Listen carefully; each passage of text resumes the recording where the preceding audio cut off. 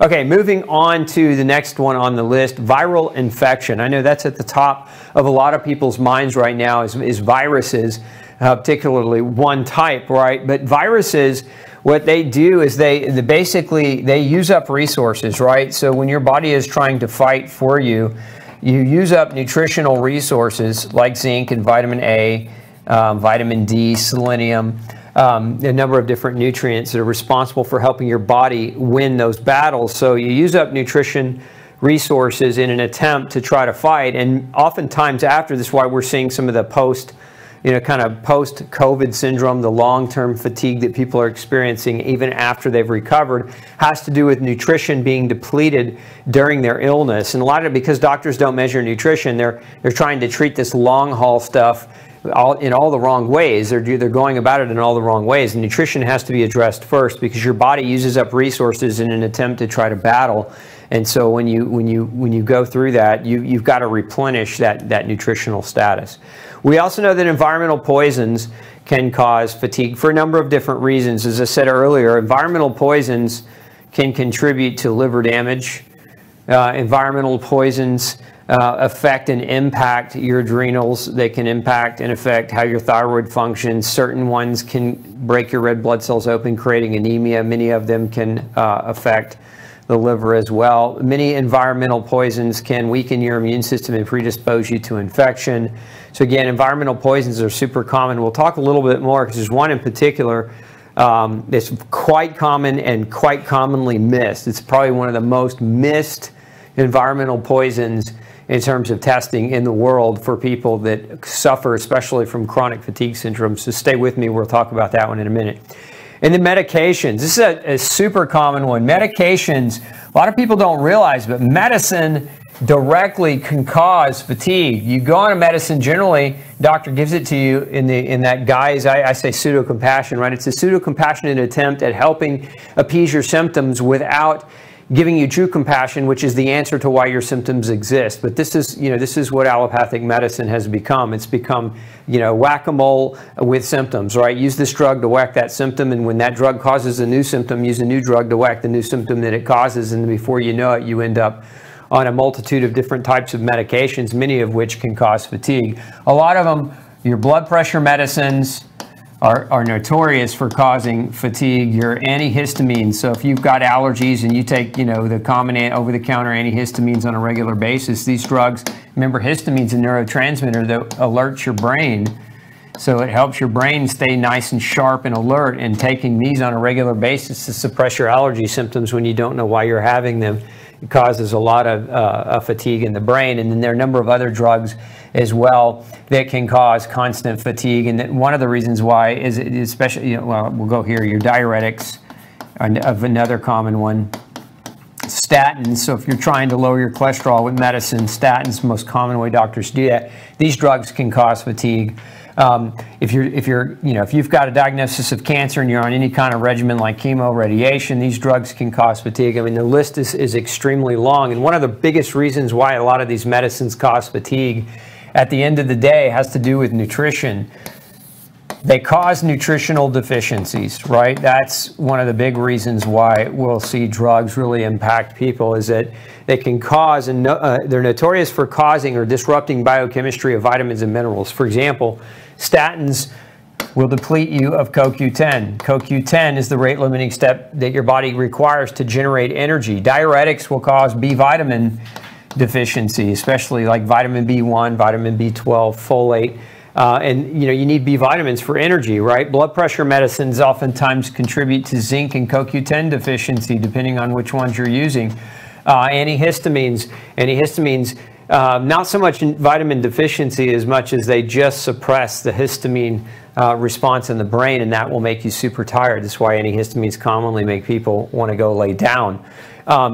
So we've got medicines. Medicine's a very common cause of fatigue. Now, my question for you, if you're watching the show and maybe you're new and you're on multiple medicines, ask why, right? I mean, ultimately, medicines don't solve your problem. You're not sick. You don't have an issue, a health issue, because you have a medicine deficiency. You have a health issue because you've got a problem that hasn't been solved. Medicines don't solve those problems. Medicines complicate them. And sometimes they appease a symptom and create a bigger problem later down the road. So you always have to wonder why. I always ask the question why. And if some of you, probably a lot of you, are taking a medication of some sort, but you always got to remember, go back and try to have an intelligent conversation with your doctor where if your goal is to be off of medicines, then your doctor should know that, and your doctor should be helping to achieve that endeavor with you. We know nutritional deficiencies. As I mentioned before, medications cause nutritional deficiencies, but so does a poor diet. You know, fundamentally speaking, a lot of people, what's a standard American diet? It's largely grain. The average person in the U.S., 50% of their total calories comes from wheat, which is contaminated with pesticide. A lot of our species and strains today have extra gluten in them. Again, 40% of the U.S. population is gluten sensitive. But 50% of the calories comes from the primary grain that contains gluten. So you can imagine it's like the main food in the U.S. that everyone eats is actually a slow poison, and you wonder why people are tired and malnourished. The other issue behind eating a lot of the foods that we consume is they're processed, right? So your processed grains and even your processed meats and other foods. If you're vegetarian, you're eating the processed soy junk, you know, the Impossible burgers and all that other garbage, right? That's garbage. And so what you're doing is you're getting calories without adequate quantities of nutrition, of nutrients. And so what your body then has to do, it says, what do I do with all these calories? I need vitamins and minerals to process these calories, but the food didn't provide any vitamins and minerals, or not enough. So then your body becomes, it gets into a situation where it has to basically deplete its internal stores, right? It has to tap into the liver and say, give us all you got, because the food you're eating doesn't have what we need to access the energy from the calories that you're eating. And so what happens over time is you just slowly deplete your reserve and you become malnourished. We know that alcohol is a big problem here as well. Now, alcohol is also notorious for causing nutritional deficiencies, and so that's one of the reasons it causes fatigue. Aside from the drug-like effect of the alcohol being a downer, right? It suppresses energy, it damages the liver. Alcohol is just not good. We could add smoking to this list as well. Again, smoking creates an abnormal gas exchange. The more you smoke, the harder it is for your red blood cells to carry oxygen and deliver oxygen to your tissue, which drives energy production. So smoking, and this includes vaping for those of you who have stopped smoking for vaping, is just as bad for you, just in subtly different ways. And you have lack of exercise. Lack of exercise, arguably one of the most common things I see in my practice is because people come into my practice a lot and they've changed their diet, they've read my book, they've got their diet dialed in, so they've done really well with food, but they haven't added this piece. This exercise piece is so crucial. Your muscles get more gas mileage and produce more energy when they are trained, right? Now, that doesn't mean everybody watching this show has to go out and become, you know, like an Olympian athlete. It's not what I'm talking about, but your body requires movement. The less movement you have, the less energy you make. The more movement you have, the more energy you produce, and the more efficient your body is capable of producing that energy. So don't underestimate lack of exercise. A lot of the catch-22 here is that when you're tired, you don't want to exercise, right? And that's the hurdle that many of you have to overcome in your mind, right? It's sometimes in the beginning, it's almost in a sense, it's a mind over matter piece that has to be resolved. But once you get going on this, the energy levels increase dramatically. Lack of sleep. This should be a no-brainer. Sleep is critical. You don't heal, you don't repair when you don't sleep. And so a lot of you are not, it's not that you don't sleep, it's that you chronically deprive yourself of enough sleep. It's kind of like you slowly poison yourself with foods you shouldn't eat.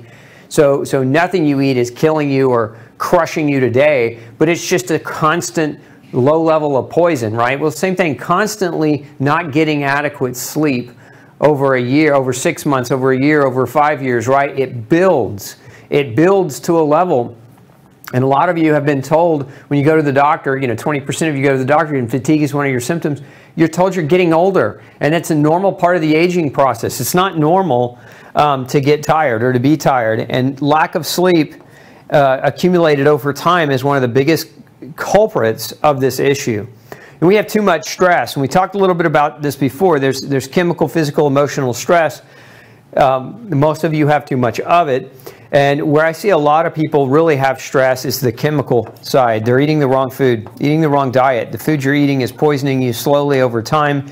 That stress is too great of a burden for your adrenal glands to handle, so eventually they're crushed, they crash, and you can't take any more. You become what's called stress maladapted. You can't adapt to stress anymore. Your body just can't handle anymore. There's a common complaint I see, especially in women, which is, 10 years ago, I could take the world on my shoulders. I could run around the block with all my kids. I could get up early in the morning. I could stay up till late at night.